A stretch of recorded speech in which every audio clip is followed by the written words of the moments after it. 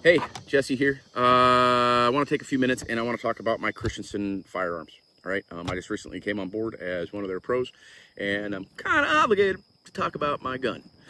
They make a great gun. This particular model is a Ridgeline chambered in 6.5 PRC. The Ridgelines are extremely light. They have a carbon fiber barrel, which is absolutely great. A muzzle brake. This is an old style brake. This is an older gun. They do have different brakes. I think they're like 90-90 brakes. But anyway, absolutely amazing. I want to talk about my weapon system, the way I have it set up for my hunting. I live in Texas, don't really hunt in Texas. I hunt in every state in the West. From elk to javelina, mule deer. I'm going for an Alaska Sitka blacktail in 7 days. I'm going to be Prince of Wales Island in 7 days. And actually, I'm out here. I just dropped my zero from 200 down to 100 for that. And I'll talk about that real quick right now. So the reason I do a 200 for my normal hunting setup, right, and we'll talk about the scope, is most of the ranges I shoot are probably around 400 or less when it comes to hunting game, all right? And with a 200, it's a very slight adjustment up. You're only going maybe half a mil, not even a full mil up if you're letting at that 400 yard range, all right? The dope, depending on where you're at, could change a little bit. So I know maybe some of the geeks out there might fact check me on that. I'm okay with that. But anyway, I dropped it down to 100 for the sheer fact that Prince of Wales, the longest range shot I might shoot is maybe 150. It's, if anybody's been up there, YouTube, Prince of Wales, blacktail, it's snug. Now we will be in the Alpine, which is, I'm looking forward to that.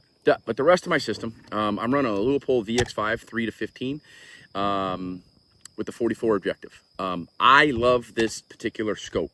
This is not their latest and greatest, but I think this is their lightest one on the market. I like this one over their new Mark 6 for the sheer fact it's got a cap on the windage, right? When I carry the gun, I have a tendency to hold the scope when I'm walking sometimes, all right? Or I'm using it as a hiking stick and it bangs into shit. It's a very expensive hiking stick.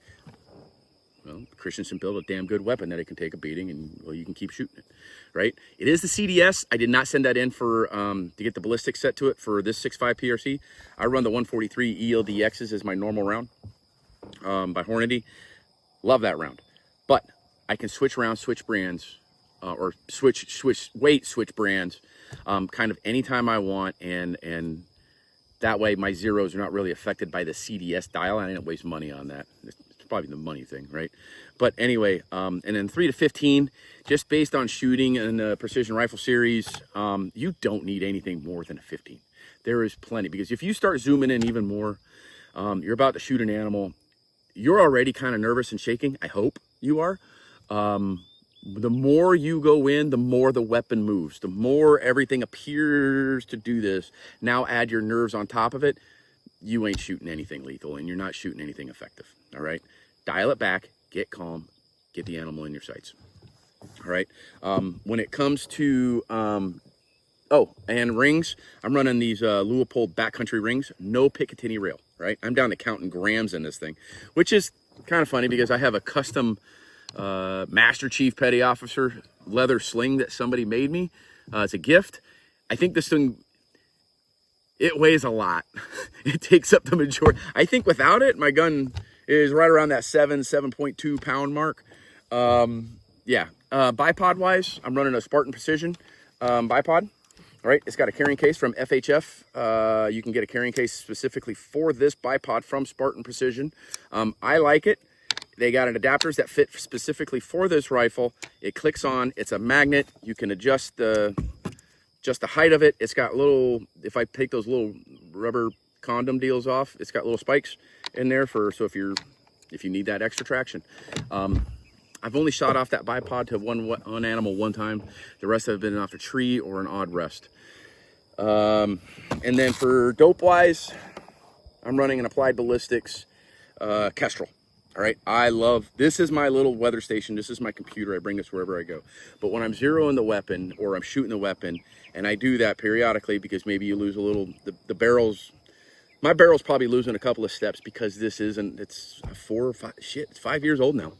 This is a 5-year-old weapon, and it still shoots absolutely amazing. So I'm pretty sure it's lost a few feet per second. But anyway, I use a Garmin X1 to get my speed. I zero it in and I dial it, right? And then what I do is I true the BC out to 600 yards. I get it where I want it, adjust the velocity where I want that, so I'm hitting on that watermark. Not worried about windage at 600 yards, right? I'm not worried about that. And then I do it again at 900 yards.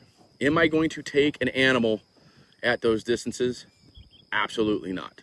But what it does is it gives me confidence in my weapon system to know that every single time I pull this trigger and that the crosshair is where I want it, that's where I'm putting it, okay? And I do not like taking more than one shot on an animal. I am not a fan of it. One shot, one kill, try to make it as lethal as possible. Let's say that's not gonna happen. Injury to animals happens, misses happen, nerves get the better of you, something could have happened. There's so many different variables, but I want to minimize my confidence. That's the thing I can control, okay?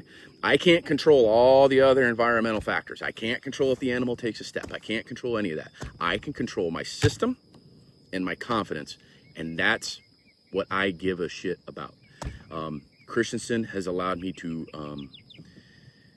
well, really have that confidence in in everything I do with it, right? I absolutely love this weapon. And you can see it's got some battle scars here. This is dope from Arizona last year. I took an elk, took a nice 6x6, 200 yards, right? I saw him at 1,200 yards and he just kept marching in 200 yards. Boom. I didn't even have to, I had him, I just kept dialing when I got him within about 500 yards. And he paused maybe a couple of times. He gave me a broadside shot. And I just waited a little bit. Patience, thanks God. I had my friends with me and they told me to wait. He goes, you know, the nerves kick up. And he just kept coming in.